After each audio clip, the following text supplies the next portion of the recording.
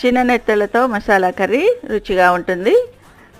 1 KG నెత్తళ్ళు తీసుకొని బాగా clean చేసుకొని, ఒక హాఫ్ టీ స్పూన్ పసుపు, 1 టీ స్పూన్ సాల్టు, కారం వేసి బాగా మిక్స్ చేసుకొని, కొంచెం కొత్తిమీర వేసి మూత పెట్టి పక్కన పెట్టేసుకొని, మిక్సీ జార్లోకి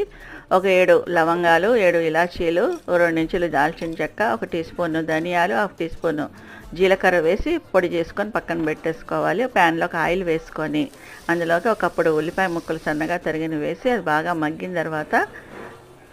2-3 పచ్చిమిర్చి ముక్కలు, కరివేపాకు వేసి ఫ్రై చేసుకొని, హాఫ్ టీ స్పూన్ పసుపు, 1 టీ స్పూన్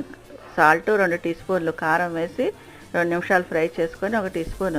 అల్లం వెల్లిపాయ పేస్ట్ వేసేసి పచ్చివాసన పోయే వరకు ఫ్రై చేసుకొని, మసాలా పొడి వేసి బాగా మిక్స్ చేసుకొని, కొంచెం వాటర్ వేసుకున్న తర్వాత ఈ నెత్తళ్ళన్నీ వేసేసి బాగా అడ్జస్ట్ చేసుకొని, ఈ మెత్తలు మునిగే వరకు కొంచెం వాటర్ వేసేసుకొని మూత పెట్టి 15 మినిట్స్ లో ఫ్లేమ్లో ఉడికించుకొని తీస్తే